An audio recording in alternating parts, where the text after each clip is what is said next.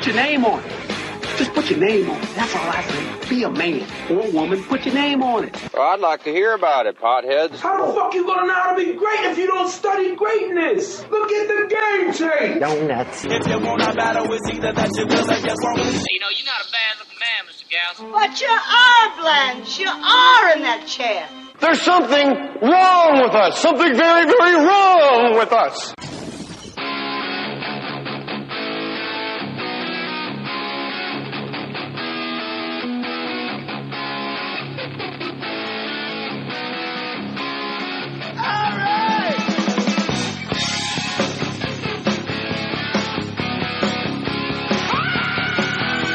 Oh, get it on. Mandate. Get it on. Bang a gong. Get it on. T-Rex stole your hook, Carolla. Yeah, they built a time machine and stole my hook. I built a time machine and stole their hook. Somebody built a time machine. All poets are thieves, right? Yeah, man. Man, that's what they told me up in my van in Topanga Canyon, man. That baby was on blocks. Is there any better party place than a van on blocks? Like, you have to have a Mexican blanket and hanging on the back. You need the Mexican blanket hanging. Like, tell me what says I'm good to go in the party category more than van on blocks with Mexican blanket in the back window, the rear windows, like not letting the outside world know what's going on. Like, the man doesn't know what's going on, but the party people know what's going on in this van. Well, it's got to be like a party for six. It can't be a very large house party if it's happening in your van, even if your van is your house. No, it's party place. It's a tree house for stoner adults. I like that. Can I embellish this? Mm-hmm. What if there's a little piece of land behind the van that's sort of like, Los Angeles National Park. Mm-hmm. So the van's parked in a way where the sliding door opens. And there's two sliding doors. Land behind the van. Yeah. Man. So it looks like the party's in the van, but then I in my tracking, my establishing long shot of this van party movie, there's like 1,000 people on the other side of the van. Jib shot, pan in, POV. Jay Mohr walking toward party van with Mexican blanket hanging in rear window. Slide van door open to expose thousands. Not yet. Slide van door open. Right. See six stoners sitting laying in on van. a mattress, writing their names on the roof of the van. Mm-hmm. And then Jay Mohr goes, "Hey, party people. Right. I think it's time for the land behind the van." Yeah. Crack open the other door. I will say there's a van. And no, nothing says you're ready for a party more than a van. Also, nothing says, hey, drink this, smoke this, eat this, take this pill. Nothing says, okay, it then is, a van. If you think about it, it's getting back to the treehouse, what a treehouse was to a 9, 10, 11-year-old, the van is to the 31-year-old, who's not doing that well. If you think about it, like this shit, it's not mobile. It's got about the same cubic foot. So, the area, like the footprint, the cubic feet are about the same, low ceiling. Less. Yeah, depending on how, your worst view. The view's not as good as the treehouse. Right, but and there's more rape. You are going, that's what I'm saying. You are going to do the equivalent of the 29-year-old version of what you would do for the 11-year-old in the treehouse. Just touch dicks and whatever tummy sticks. Whatever it is, you're now going to do the 30-year-old version of that. You will acknowledge tummy sticks. Listen, I tell Dr. Drew about that all the time. And he's like, that's sexual molestation. And I'm like, all little guys and all little girls do that little thing where you flick each other's dick and all that kind of stuff. And he's like, no. I think I always think it was because he had triplets. He didn't want to picture them wrestling around. Any of that, yeah. Well, a friend of mine had an acting class. I don't know, maybe it was NYU, but Ellen Burstyn was like a guest teacher, like just trying to get back to her roots. This was in mid-90s. And it was a scene where the girl was molested by the father. Mm-hmm. And they're all acting it out. And then they'd vice versa. They'd switch up the guy molested by the mom. And they're all acting it out. And they're all super angry. And she kept going, now, why are you angry? Mm-hmm. And they go, it's a violation. It's this. And there's guilt. And she goes, okay, why is there? And she just keeps piecemealing this thing, but she never tells him. And like Ellen Burstyn? Ellen Burstyn. And everybody's just going, because he's my father and I trusted him. And she goes, no, because it feels good. That's why you're angry. That's why there's shame. Because it feels good. You turned into Adam Sandler for a second. I love my number 2. I got molested one time by a man in a bunny suit. I got good. Ellen Burstyn could definitely be, there could be a who's on first situation with her. You know what I mean? Ellen Burstyn. From where? No, Ellen Burstyn. I heard you. Where did Ellen Burstyn into a restaurant? Onto the state? No, Ellen Burstyn. Where? From where? I know what Adam's doing. Yeah, I know what you're doing, Adam Carolla. She burst in and said, I got Google. And I got $20 million. Grown-ups, too. Oh, look, I can't wait. I cannot wait for Grown-ups, don't forget, I got glue. I give them the... Now you're Bill Cosby. Well, they're similar. Yeah. Hey, go to jmore.com and hit the Amazon link, Adam Carolla. Then I get a kickback and pay for all this bitchin' equipment of yours that I'm using. Oh, yeah, that's if you want me to have a van so I can have a land behind the van party, I need you to go to jmore.com, clear your cookies, I've been told, and then, sounded like Rush Limbaugh, clear your cookies. You need. Here's a guy. We need a van and the blocks, to be fair, too. It's not just I don't understand the block department. Well, we can't have the van just sitting on tires. First off, it could roll away. Secondly, the tires are going to rot out. We got to lift it up. We got to put it up on blocks. What do you do with the tires? Where do they go? They're stored. Where? Here? None of your GD business is where they're stored. It's my van. You're wrong. It is. It's actually completely my business. It is. All right. We put them in the land behind the van, but there's a secret Sears gardening shed in the land behind the van. I don't want people sitting on my tires. That's the place. That's the second place we go to party when you go into the shed in the land behind the van. But we put it up on cinder blocks. That's where the main Gria is. Oh. The main Gria is where the tires are in the Sears shed in the land behind the van. That's after, when you're done with the chicks, man. Right. Now you're back to bro code, hanging out with the bros. You're refractory. Period. Yeah, now it's Mangria. like, what's up? Let's just, what a night we had. Mangria, let's sit on the tires in the Sears van. Go to jmore.com. Take this in. Go to jmore.com. And instead of having Amazon on your toolbar in your computer, you put jmore.com on your toolbar in your computer. And anytime you want to go to Amazon, you click jmore.com, you click the Amazon banner, and you can buy Doc Gooden's book. You love this book. Oh, yeah. In the 80s, no one was crazier. And crazy great. Doc Gooden. I don't think people realize that Doc Gooden, he has a book out called Doc, and I want you to buy it. In 1986, the Mets won the World Series, crushing the Red Sox hearts, but he was like a coke addict. He was just a mess. Yeah. But I don't think there has been, you can correct me if I'm wrong, but Fernando Mania maybe, but Fernando Valenzuela wasn't 19. Doc Gooden, when he got to the Mets, was 19, and he owned it. Yeah. Rookie of the Year, Cy Young, and then World Series, boom, boom, boom, boom, and then it all went up his nose. And, and he's on Celebrity Rehab. One of the guys that, a big success story, he gives a huge thanks to Dr. Drew. Yeah. In the book. So go to Amazon.com through jmore.com and buy Doc. Order your copy of Doc from jmore.com with the Amazon banner today. And it's great. And if you're fans of Adam's or mine, you'll like this book. It's incredible. And don't forget to see Adam and I, Wiltern Theater, August 3rd. Yes. Can we fill this fucking place up or what? You shuffling your feet fuckers trying to fucking fill this barn. We're going to do it. LA's always a bitch, but we'll do it. Maybe I shouldn't call them shuffling feet fuckers. No. That's the name of the, hold on. That's the name of the, fuckers. That's the name of the jam band that plays in the Land Behind the Van party. And other things that rhyme with and. Scotty Snotty and the Snotty Scotty and the Hankies will open for the Shuffling Feet Farmers. Shuffling Feet Fuckers. Fuckers. That's right. Who are coming on next. Right. They're a great band name.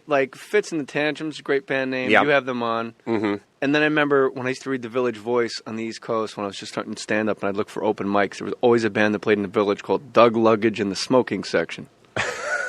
And I always went, what a great name. I would go just because of the name. I'm trying to think.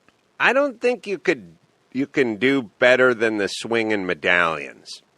And they sung Double Shot of My Baby's Love. What is it about the name that stands out? Because that doesn't strike me as a particularly great name. I had their, I like the idea that the medallions is one thing, but they were in motion. Like, if you were a medallion that was swinging, you were dancing or fucking or being arrested or all three. And this by has the way, happened to me a couple times. Hey, you got to take the medallion off when you're making that sweet love because you're gonna chip somebody's tooth. Only in certain positions. I'm a missionary guy. I'm a missionary guy, and I can't have that whack Well, in my it's true. wife's It's true. teeth. Because in missionary, you chip a tooth, and then doggy, you may knock your beer over.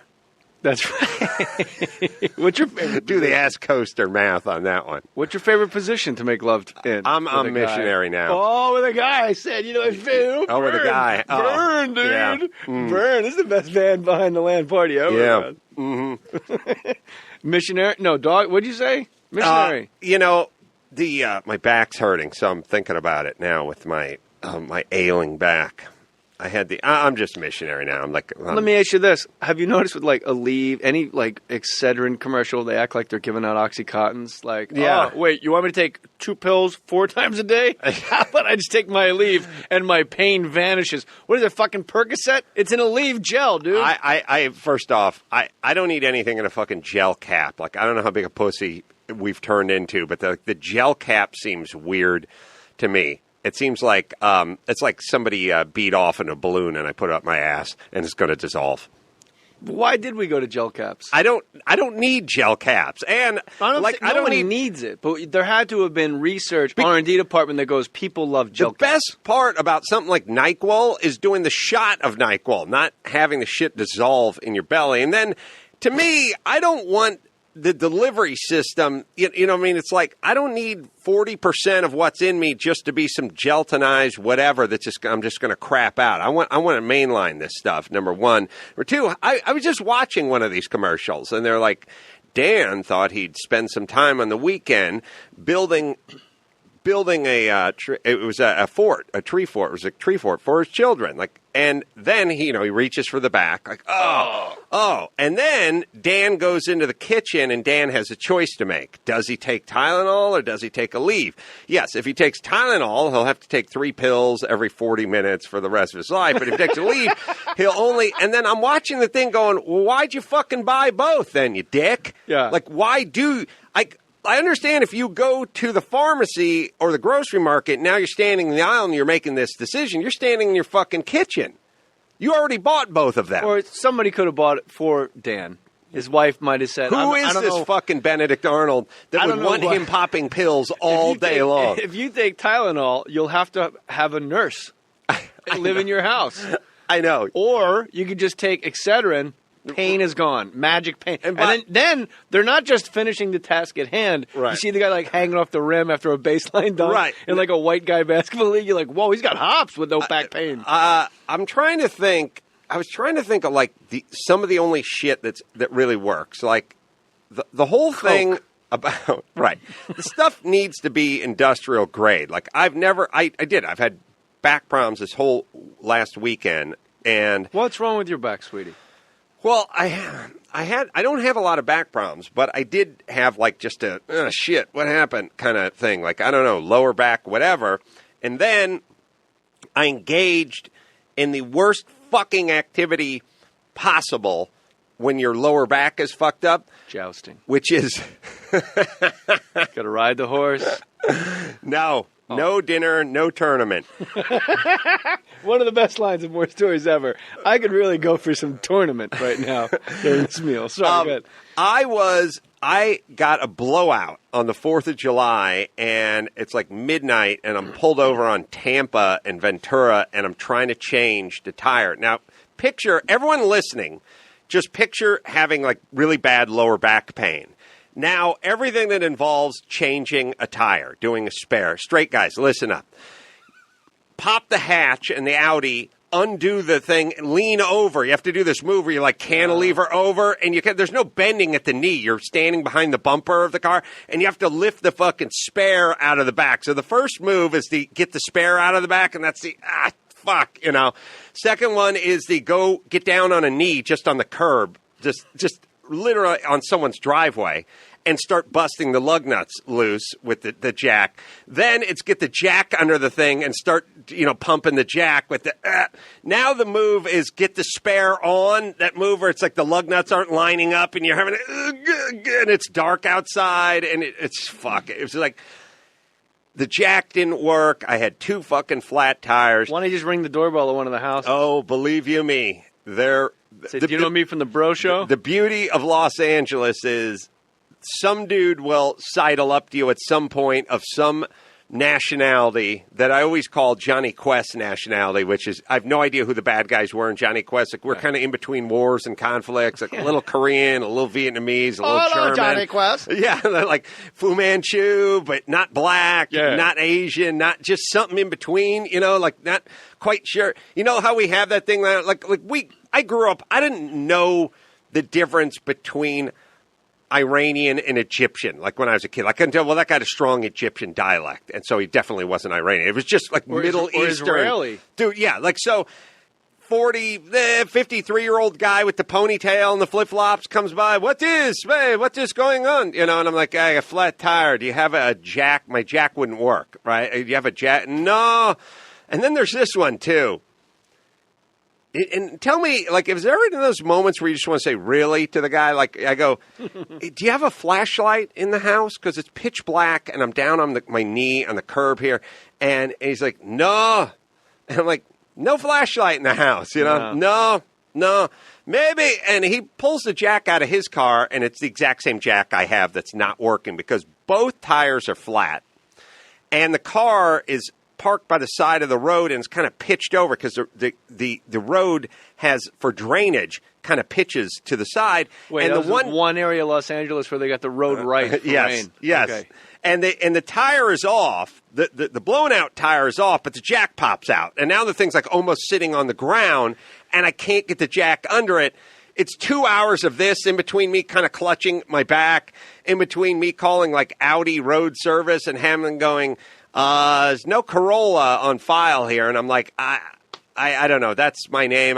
Could you find, well, what kind of car is it? Like, they're going to narrow it down that way. Like, they've sold 40 million Audi A7s in North America. So then there's a lot of that. And you want to talk? So what ends up happening is I end up, it's not going to happen. I can't get the jack. Another guy comes around. He's got no jack. He's got no flashlight. It's now like 12:30 at night. And I realize... On 4th of July? 4th of July. I'm stuck. And I literally back the car back about 14 feet with no front right tire on it. Just back it because I'm blocking this guy's driveway. Are you crazy? And then I look up at the fucking sign and I'm like, it's like 1 hour parking, 8 a.m. to 9 a.m. weekdays. And I'm like, all right. I call a cab and another crazy foreign guy whose nationality could be any of the ones we've mentioned. Meanwhile, unemployment in this country is at 11%, but everybody, east of fucking Turkey, right, is working. Is gainful. Get in. How would you go? No flashlight. And homeowners in the valley. Pulls up in a van. And it's the weirdest mentality. Van cab party. Yeah, well, minivan cab party. I'm not interested. The weirdest thing in the world is this guy is driving like a fucking maniac in like a Ford Aerostar or a nanny van. A nanny van that has circled the globe literally 400 times. Like, you can feel that suspension because like every time it hits a bump, the suspension like, oh no, the humanity, like everything's bottomed out. Like, when every bushing is gone and every spring is gone and just like, that cab suspension. Like, even though the outside of the thing looks okay, the inside has a cajillion miles on it. And I realize, is this guy's he's going 80 miles an hour. He's just driving the wheels off this thing down the Ventura Freeway. I'm just sitting in the back seat, just legs akimbo, just splayed out, no seatbelt. I got a guy who drove an ox cart 9 years ago. Like, that was that's where he got his permit. He got his permit on an ox cart. He's driving the shit off this thing. And I realized I don't have a seatbelt on. This thing's a tin can from the 80s, and he's going 80 miles an hour, and there's a bunch of drunk drivers around us, and I don't give a fuck. We're in a cab. What is that thing? I don't know. I do it with pedicabs in Manhattan all the time. Yeah. Where I just don't care about my safety. But you mentioned the guy who was driving an ox cart. He had his learner's permit. And that's like the humiliating time of a kid's life on Johnny Questville, and because you can only drive the ox cart with a licensed ox cart driver with you. Yeah, and your friends see you like, hey, how's your dad? And your ox cart, and all your friends clown you. Yeah. But then, the year goes by and you're your own ox cart guy. Well, to tell you how fucked up my back was. Let me interrupt. Yes. Why, when you get a flat tire, why wouldn't you just Mike August, come pick me up? This is fucking stupid. I didn't call a human being because it was like 4th of July, and I just figured they're all like enjoying themselves. You put 2.5 hours in and wound up taking a cab home anyway. I know. You're a horrible manager of time, and you're the guy that I know in my life who's the best manager of time. In this one scenario, you went full meltdown. I grew up... You're asking neighbors for flashlights out of their homes. I grew up in a family that did nothing for anybody. Right. And so I have this weird gene where it's not an option. I thought about it today. I thought, why didn't you call one of many people who you work with or work for you and just go, give me a ride back? I need a ride. I didn't think to call anybody I knew. I thought, this is my problem. I'm going to fix it. My back was fucked up. But the worst thing is I got home. It was like 2 a.m. And I got home and I went to bed, but I had to get back by 8 a.m. so I wouldn't get a ticket. So I got my nephew to follow me. And then, so smash cut to me waking up the next morning hungover. It was 4th of July. I had a couple of drinks. And my back's fucking killing me. And I get out of bed and I'm like, fuck. And then I'm like, we got to go out to Tampa and Ventura and I got to change that fucking spare. And I brought my floor jack now I'm bringing my tools. Like I got my floor jack and I Mangria, buy it now. And I go, so now my back's like floor jack, get the Mangria. Me. That's what floor jacks will do for you. Then I go back and change the fucking tire. Like the right way. The right way. The man jack. But my back was fucking killing me. So now I've been in horrible shape ever since. I want to be, Carson's default guy was Buddy Hackett. Whenever something fell apart, you just call Buddy Hackett, and Hackett would just drive. Will you send a car? Right. I'll do it if you can send a car, Johnny. I should have called you. I would have been like the story in our home. Tampa and Ventura. And as much as my wife is in love with you, and my wife is turning into you. I let my wife take over my Twitter over the weekend because I had Thursday and Friday off. They made me take off from the radio show. And I go, you know what? I'm going to take this seriously. I'm going to let my wife do my tweets. Every tweet, like 100 favorites. Right. Like, say what you want about polygamy, those sister wives, French braid like a motherfucker. Like, just and literally, I'm asleep. She's insomniac. And I wake up. There's pages of 124 character. And I'm like, there are people that have gotten fucking book deals. Oh, doing yeah. This, and people that stink. Yeah. There's really good ones. Yeah. Well, I don't know if I don't even know if they care, by the way, the people that make the deals. They just go, this person's popular. Like, are they really into Lena Dunham's work? Or they go like, hey, this chick's hot. Let's give her a book deal. Like, you know what I'm saying? Lena Dunham's a bad example, but I know what you're doing. Like, no, I'm not saying Lena Dunham's bad. I'm just saying, are they big fans of her work? They should be. It's great. I think she's great, but the point is I don't think they care. They just know this chick is hot. We're going to make money off. We're going to make Not money. Hot. Okay, I think you meant okay. No, yeah. Yeah, hot. Like this will create revenue. Right. This is a hot thing. Let's ride this horse. Yeah.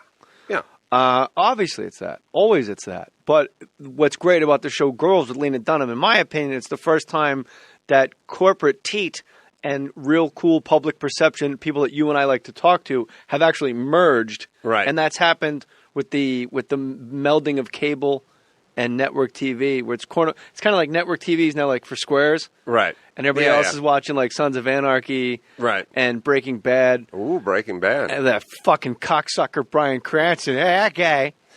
You asked that guy to be in your movie, Yeah. Rode hard. Yeah. He's got like 3 Emmys. Talking about swinging medallions. Yeah, that guy sounds hot. We're doing a Fund Anything campaign. We're trying to raise some money for my next independent film, and Cranston's in the video. And it's fundanything.com. And I'm thrilled, because I thought about this for a while, that having a Kickstarter campaign just to go right to my direct deposit, and be very honest, like I'm not making anything. Right. All it is making a better credit score. But I'm much happier that you jumped on this and you're going to make a movie Yes. Called Road Hard. Someone tweeted me about this, and I had no idea. I thought they were slamming me. It was a weird thing because the guy capitalized the wrong shit. It was weird. Right. I was like, why is this guy making fun of me? It was Perry Farrell's wife. Really? No, not her. She retweeted the guy because me and Perry and her were talking on Twitter, and the guy goes, "Hey, why don't you ask Adam Carolla why all the '90s Road Hard?" And she retweeted it to me, going, "And here we go." Like, because someone's got a pile on your. Well, there's a nice part in it for you. I'm in because I'm in. I really think you're a really great actor. I mean, I really think you're a talented actor, and there's a few... Go on. Yes. No, you and I know that there's guys like David Alan Grier in this movie, and Larry Miller, and Diane Farr. I'm not sure if you know Diane Farr. Rescue Me. And she was you guys can IMDb her. She was my co-host on Loveline on MTV for like a season and a half. But she's probably best known from Rescue Me. She's a really good actress. But there's a lot of folks, like, we all know talented people, and we know funny people, and we know good stand-up comedians, but they're not good actors. And Jay's a really good actor. Obviously I've seen your work. And David Alan Grier's a really good actor. Like, people don't realize that guy's doing a David Mamet play and getting nominated for a Tony. And then the next year he's doing Porgy and Bess and he's getting nominated for a Tony. Like, that's kind of a lot of range, doing a real serious role and then singing and dancing. And she got big feet. Is that Porgy and Bess? I don't know. I don't support the black arts. But either way, does Basquiat, was he, like, you consider him black? He was Haitian. Oh, is that an island? Hold on, or is Haitian an island unto itself, where you can let him in under the wire because he's in Warhol's camp? Anything north of Tom Petty, and I just don't support it. No, Jacksonville, Florida? In the skin department. Gainesville, Florida. I'm just talking Tom about Petty. shades of skin. Oh, okay. Yeah, I just don't support it. So Larry Bird, out. Larry Bird in, Kevin McHale, out. Yeah. All right. Yeah. So I'm in, and Larry Miller is I want people really to good know, actor. Fundanything.com right now. Go to fundanything.com. There's a button to click and donate. And are there caveats to people? Like, if you donate a certain amount, you're a producer? Oh, yeah. There's the whole tiered system. I mean, there's who directs premiere this movie? party. I am. What do I have to do to have it say directed by Jay Mohr? Get in a van. Okay. And drive the wheels off of it. I got a plan. I got a plan with the van, Stan. Yeah, you can get, I don't know, an associate producer credit. You can get your picture at the end. I mean, you're really just saying, at this tier for $25, you get a T-shirt and a file of the script. For $35, you get a T-shirt and a Blu-ray and the script. For $110, you go to the premiere party. It just keeps going and going. What's top shelf here? Oh, we had like, I don't know, $15,000. You can be in it. And how many? Did someone bite on that already? Yeah, I love that. Yeah, you know what? This is why I really like it. I'm not shining your ass, and I'm being very specific to you. You realize everyone's a goddamn victim in this country, and you're one of the few people at an early age realized your family's limitations and broke free. You're like a living Springsteen song. Like, this town rips the bones from your back. I got to get out of here while I'm still young. And now you're doing. And you left the terrestrial radio world and you do the podcast, The Adam Carolla Show, the most downloaded podcast in the history of the world. So there's that. Yeah. And you did it your way. And you always say you're on a pirate ship. Now, for my listeners, who are most likely your listeners as well, sure, you may say to yourself, well, why the fuck am I going to fund? This guy's a millionaire. He's driving an Audi. I'm driving a shitbox. Why am I funding his thing? Because you get a credit. Like, this is the complete extension of the pirate ship. You really you traded up. You have a bigger pirate ship now. And now the fact that you're making your own movies, Road Hard, and the fans of Ace Broadcasting and now the fans of More Stories can actually kick money in, make it, go to a theater or have it on DVD 10 years from now, smoke a J with your buddies, put it on, laugh your balls off and go, I fucking did that because I supported what these guys were doing, saying, I got your boycott up here, swinging, like Danny Aiello and do the right thing to the man. Well, I'm still sucking from the corporate cock, and you're like, fuck that. I'm doing it myself, and I applaud you, Carolla. Thank you. Oh, that was vigorous. Listen, there's a couple of things, because people say that. Well, it's just, it's your movie. You fund it. You make your own. I did that with my last movie, The Hammer. I love The Hammer. I'm glad you liked it. Way better than The Hebrew Hammer, which I liked as well. Yeah. But The Hammer was a damn good movie, and Sports Illustrated even loved The Hammer. Yeah. Best sports movie of 2008, I believe. Oh, it was the greatest thing that's ever happened to me. I mean, and I sunk thousands of my own dollars into that movie, and I never got them back. But the greatest thing was all worth the 2 thumbs up at the movies, because I grew up watching that show. Yeah, you got 2? Yeah, and it was... That's legit, man. It was a weird thing where... If I may, who were Yes. the hosts at that time? Oh, it was Roper and another guy. I don't remember. It wasn't, Not Ebert's half head? No, it wasn't that good, but it was still 2 thumbs up. Roper's a nice extension, yeah. Yeah. So they did this thing where Will Ferrell, George Clooney. There's this great thing. I'll find it in one of the Sports Illustrated, whatever. But it was a great little thing, and it said, Adam Carolla, then we start off with, you don't think of him as an actor. He's not known as a thespian. There's always a little jab at the beginning, not known for his comedic talent or his acting talent. There's always a lot of... None of us like Adam Carolla. You're right. However, in The Hammer, yeah, it's common knowledge that nobody, including immediate family, tolerates his presence on the earth. That being said, I found the 90 minutes that he was in The Hammer. So he said... It was this great thing, and I remember going, wow, this is the greatest thing ever. He said, Adam Carolla, not known for his thespian, his comedic thespian ability, did something that Will Ferrell, George Clooney, Simon Pegg, and Matthew McConaughey just happened to be a list of A-listers, like Clooney just keep living, and Will man. Ferrell. Just keep would living. Just make the funniest sports comedy of the year. Something they couldn't do. I gave it a shot, I was man. I loved it. Well, by the way, I gave it a shot. You get the idea of McConaughey's real talent level when he writes, directs, and produces Surfer Dude. Then you end up with a piece of shit. That's how you know where these guys are. I got land behind a van, man. Hey, no, that's my idea. Nah, man. You may have land in Malibu. You may have a van. Just keep living. Yeah, but not on my land. We got some lawbreakers. No, you're not playing the bongos nude in my van. All right, Adam Carolla, I like your style. You go jog with Lance Armstrong somewhere. I will. All right. I married my nanny. So, anyway. Here's what I wanted to say. We both said the exact... That's a weird exact sentence. I would not... People go, why don't you make this movie without the people? And I have 2 answers. One is, I wouldn't make the movie. It's been 7 years. It's not like I've got a bunch of money and a bunch of time that's freed up. I wouldn't do this without this. I wouldn't do it without the people. I really wouldn't. I just wouldn't. I know what's involved. I know you have to go out there and rattle the can. And people do that thing where it's like, oh, then everyone wants creative, whatever. Not really. It's just you go out and have to try to raise $1 million from people, or you kick it in yourself. I don't have $1 million lying around. That's for goddamn sure. And I just wouldn't do it. But the other thing is people want to be a part of it. We're having a party here. I don't know. It's like $60. You chip in $60. I don't have the whole breakdown for me. I'm going to be in it and I got to pay? No, not you. We're going in another direction here. No. You want to come. You want to come. People want to come here. So one of the first ones to sell out is we're having a party here. And it's 60 people only. I think it was maybe $100 or something like that. You come here, we eat, we drink Mangria, you watch the podcast, we fuck around with my cars, and we party. And that thing went.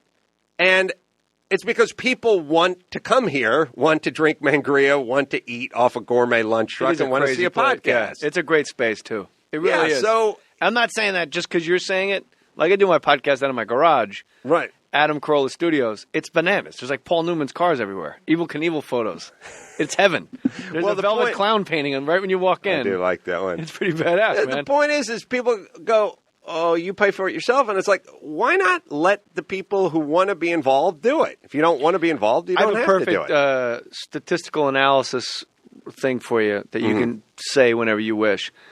And that is anybody that has ever gone to Yankee Stadium can suck my dick if you have a problem with this, because you paid for it. Right. Anybody that's been to a Miami Marlins game, you paid for the stadium, and now you're buying tickets to go see a box of shit team. Right.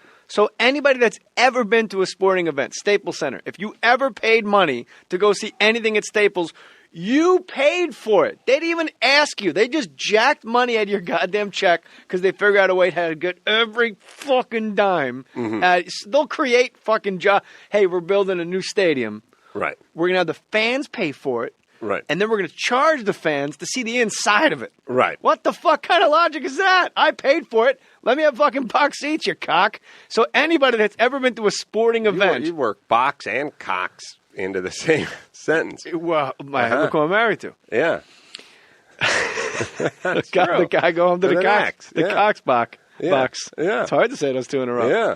Anybody that's ever seen a sporting event at a publicly funded arena can kiss my ass if you got a single problem. This is an actual product you can see, and you know the team's going to win.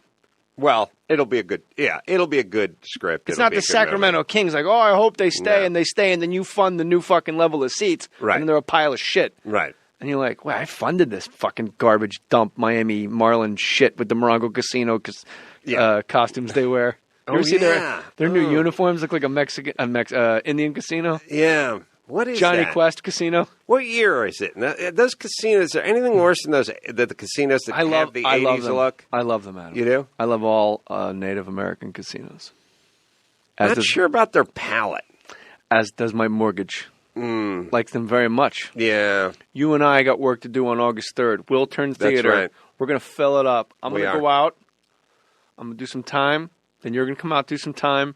And then it's going to be like when Mudhoney and Pearl Jam go together and do Sonic Reducer on stage at the end. You go, oh my gosh, they're both doing it at the same time. Yeah. We might want to prepare something because that's how the greats go down. Mm-hmm. You know, that's Guns N' Roses' move to go, let's go out there and wing it. We'll follow Metallica. Who cares? Right. I don't think you and I want to actually follow ourselves. Right. No. We should probably figure something out. I would never want to follow me. Maybe have someone with giant cue cards, like an old. No, we'll figure something out, but it's going to be good. It's going to be magical. You can give me requests. I know you're going to want Big Mama Got It All. Well, you know, you want the guys. Sure. You want my cast. Sure. The cast of characters in my head. Yes. Yeah. All right. I was going to say to you earlier that my wife is turning into you. She was thinking of a tweet and actually closed her eyes and rubbed her forehead and goes, do you need a space between my and wife? And I went, oh my God. It's amazing. I love that. But, I close my eyes because... You paint a picture. No. A little bit of blue right here. Look at that. A little bit of blue right there. I have hypervigilance, and I notice things moving around. And so you have to shut things out? I have to shut things out because that's cool. bothers me. If I see something, it's like it's like keys jingling around You're a all magpie. around me. Yes, I'm a magpie. And I'm like Heckle or Jekyll. What? Are they gone? It's like Bill Cosby bought the Little Rascals because thought they were racist, right? Oh, did he? You know that. Oh, yeah, it sounds Huge familiar. Story. Yeah. But Little Rascals were so not racist because they all hung out. They were a crew. Nobody was like, Buckwheat, you go around back. Yeah. Buckwheat was like in the play with them and they made the little cars and their little like slot machines and stuff. Buckwheat was just in on it. It is kind of true. There was nothing. I mean, Farina wore a girl's nightgown. Right, when the army, at a time when this nation had an army that was segregated, the little guys from Buckwheat and Spanky and all the other guys were not. They were integrated before this nation's army was integrated. Can you imagine? I know you can't, but growing Hold up. on. Oh, go ahead. That's powerful. It is powerful. Little Rascals were ahead of the United States Army. That's right. They were ahead, and the Red Sox. They were ahead of the United States in general, drinking fountains and all that. Let me say this, yes, though, sir? that with the we had the colored drinking fountains. Yeah, you're fired up about this. What's so bad about having your own drinking fountain? It's not like I'd piss be all is coming for out it. of it. You know what I mean? You know what I would say? Jay Mohr's drinking fountain. Like, just do the math. Like, what if it was like, hey, nobody can drink from this drinking fountain but Jay? I'd be like, I don't want any white people drinking out of this fountain. If I see any white people, there's going to be a goddamn riot. No. I better not see any white lips near this water fountain. This is ours. You see the sign, colors only? Mm-hmm. That only means only. Yeah. Take your white ass to the fancy water fountain around the corner, smarty pants. I'm just saying. This is for people of color. Right. Symbolically, not a good thing, but practically, not too bad. Look at my own drinking fountain. And, at 10% of the population. Do you think any of them looked at it that way? Like, Well, hold on. Nice setup we got here. They let us drink. I'm just saying I'm making malt liquor out of beer. Out of light beer here. That's what I'm doing. What I'm saying is at 10% of the population, there's never going to be a line if you got your own drinking fountain. Mm-hmm. Now, I don't know how they laid it out. I don't know if they put all the white ones in the good part of town. I have the I don't know blueprints. if they put them next. Oh, you got the schematic? Yeah. I have them in my car. I just gotta L.A. find County? What do you want? Enrico County, Virginia? Would be nice. All right. Just turn it over. It's on the other side of L.A. County. It's just weird because nothing got printed one sheet only, and the counties get all mishmashed. I want to ask you about this race. Like, we went about racism. It's abhorrent. But we really were so absolutely up our own white asses. We went about it so ridiculously that we hated, not you and I, people 100 years ago. Our grandparents. We hated black people so much. We denied them the right to die. Like, we're only sending white boys to Normandy to die. Yeah. So you would think in a think tank, they would go, well, why don't you just why don't you just storm Normandy with these guys? Yeah. If you don't want them around, we can ship them out. And there's a beach that needs to be landed on. It is a weird. Maybe some of them will stay there and set up shop. See, like it wouldn't work in a sci-fi movie when they're like, if this was a sci-fi movie and they were like, there's this group that society loathes and they look at them as second-class citizens and almost not subhuman and blah blah blah. Then someone, if this was a sci-fi movie, would go, well, who's got to take over Planet Plentor over there? Well, send them. Who's going to get slaughtered in droves? You know, when the pillboxes are up there on Normandy and the Germans are just firing down with their 50 caliber machine guns. Like, well, definitely send the expendable. This is going to be win-win. But we didn't send the Expendables. We never. It's weird. We sent the crew-cutted, blue-eyed white guys. I know. Named Dutch. It's weird. It's weird that we did that. And now we call them the greatest generation. I see. I would have. My feeling, and I felt the same way. Although, to be fair to the Army, I think they were like, we need to keep the black folk stateside so we can experiment on them with syphilis and other things. But how many does that entail? Are there more than 1,000? Sadly, not enough, Jay. Jeez. Oh, maybe I misunderstood that question. What are you saying? How much do I have to donate? Too much? How much? Here's my point. How much do I have to donate to Road Hard to have a weekend with the kids? I feel the same way. If I want to live in your house. Non-sexual or sexual? No, non-sexual. Oh, that's me, cheap. Lynette, and the kids. No sex. No, not even cuddling. Oh, that's cheap. That's a couple $100. Just to make my own guacamole in your kitchen and tell Lynette, all right, I got it the first time. That's right. You want guacamole or you want trash cans removed? Make guac in the kitchen and ranch in the bedroom. You're a panic. No. You're just a panic.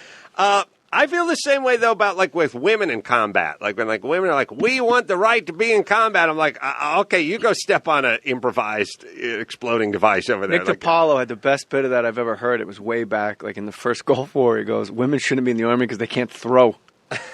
He goes, I'd hate to think Nick DiPaolo said this. He goes, I'd hate to think the entire barracks got taken out because of Pam's grenade toss. It just does like a girly throw. There would be. There'd be like a two-handed underhand kind of Rick Barry kind of move, and then the one where the elbow was leading the entire throw. In the movie Go, I had to throw my wire that was taped to my thigh when we realized we've been talking about murder and a murder we did or may or may not have done. Mm-hmm. Spoiler alert! 2001, bitches, what's up? It's on my fucking DVR, JJ.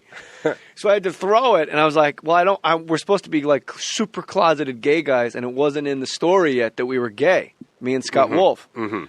And I'm like, well, shit, there has to be something along the way where as a viewer you go, oh, wait a minute. So when I threw my wire away, I threw it left-handed. Uh-huh. Oh. But like as hard as I could. Right. I didn't try to do like a girl toss. Right. But any guy that's a righty, just get a tennis ball right now, go out in your yard, and with every fucking thing you got, throw it as hard as you can. It's going to look pretty girly. It's going to look weird. Yeah. Like if you think about it and go, all right, mechanically here, it goes like that. Right. But to just pick a ball up and chuck it across the room left-handed, your friends are going to go, he's gay. Yeah. He's a gay guy. It's interesting, although I don't know if the next generation is going to do this, because like I spent the week with my nephew who's 16 and a half, who doesn't know how to drive. And, it's like when we broke down, no ox cart, said, learner's permit. Oh, he has a permit, but he doesn't physically can't drive. No ox. And I was like, "Can you get the lug wrench from the back of the car?" And he's like, "What?" And when we're putting air in the tire back at my house, because I got a big 20-gallon compressor, I said, his name's Casper. I was like, "Casper, put some air in this tire." He put the air hose against the nozzle of the tire, against the valve stem, and he said, "Do I screw it on?" And I said, "No, you press it, till you get the valve down, and then you fill it." And he's like, how do I? And I was like, "You can't put air in a car tire?" No. It's like, no. Well, let me ask you this. Why would I? Why would a kid that doesn't drive a car have any idea how to put air in a car tire? I will tell you this. It's that kind of that argument of, how would you know anything about General Lee? You weren't born in those times. It's like there's just certain things people should know and should know how to do just through osmosis, just like literally through having a dad, having a garage, just right. like a general. And watching Dukes of Hazzard. When watching That's all you need Dukes to know of about Hazzard. the General Lee. Yeah.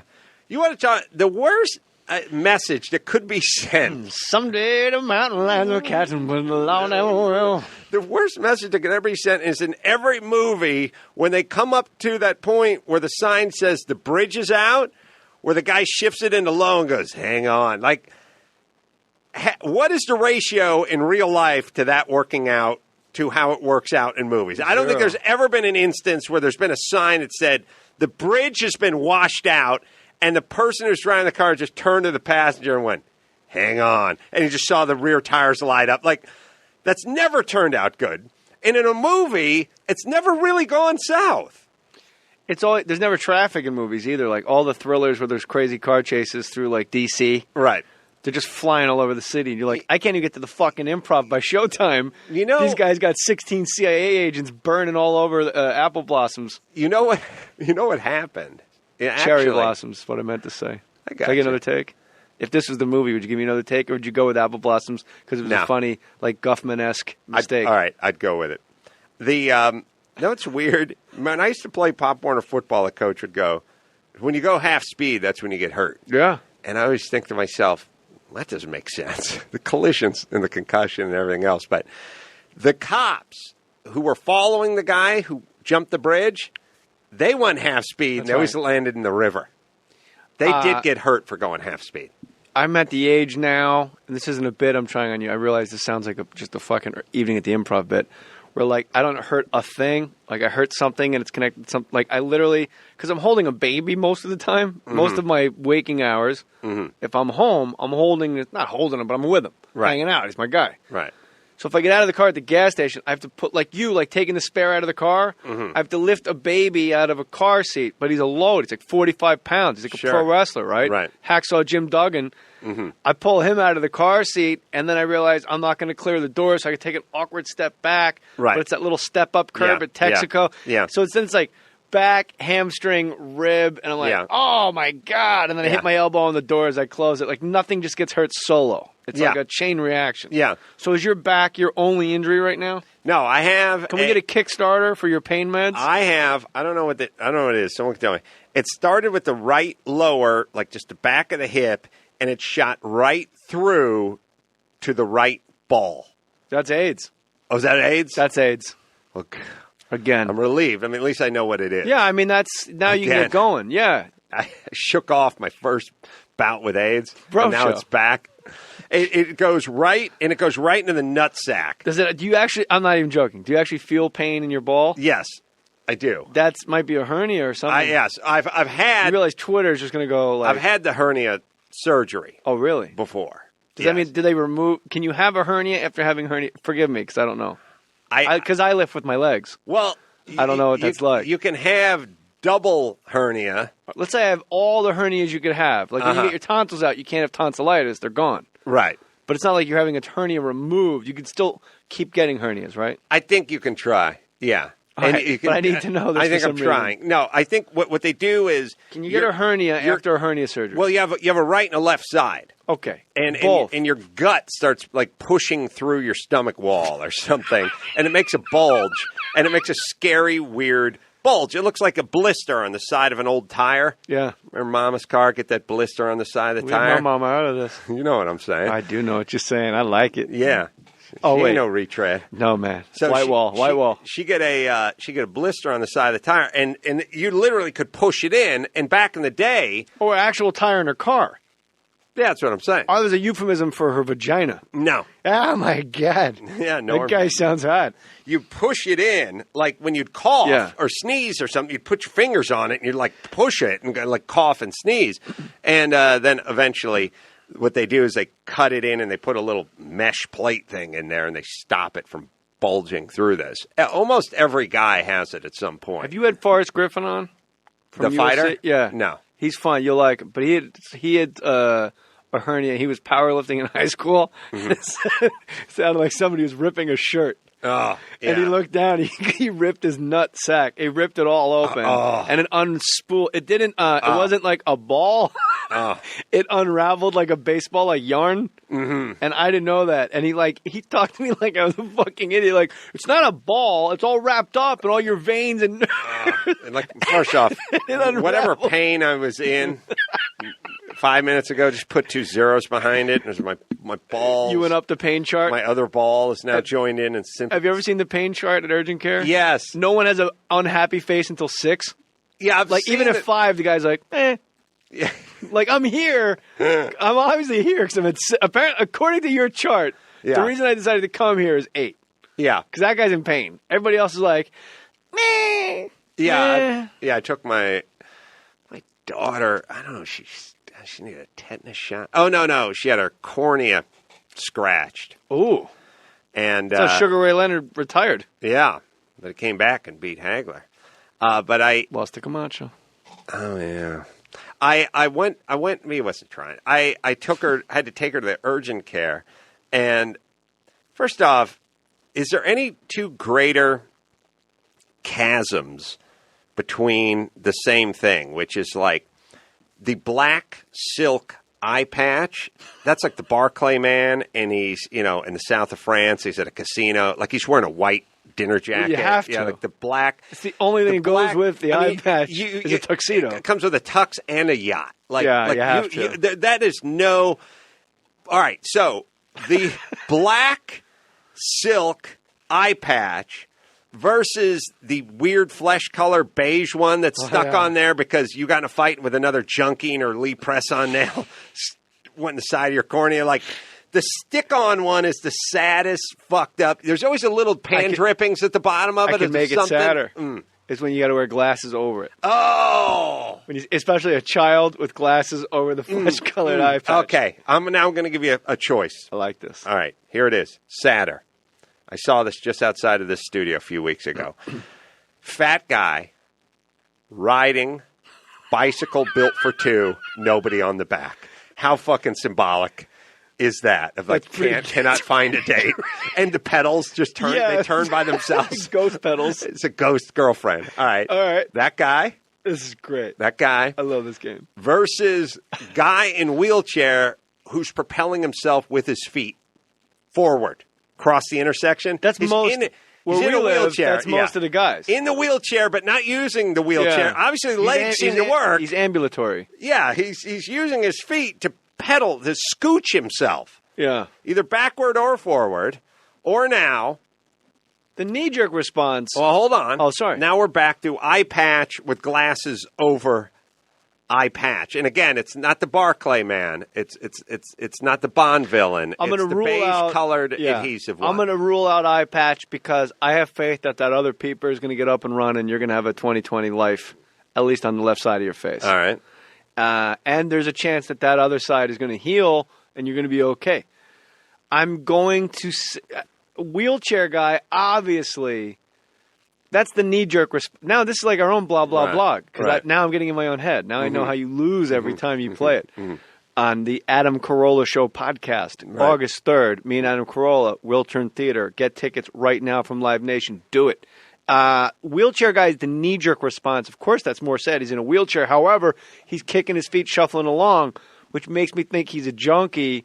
Mm-hmm. So I know that periodically, every hour and a half, he does a little something, and life is good, and he falls asleep in self-imposed. Yeah, and he falls asleep in a park, and it's funny, and he's got junkie friends. Yeah. There's a sense of community. Even when you're an addict, there's a sense of community with other addicts. Would argue a greater sense of community than I have with my neighbors. Yeah. Well, in all fairness, there's fucking gun turrets around your house and a wall and a moat. And people revving engines and guys named Casper going, what? You want to see who? Yeah, that's right. What's that?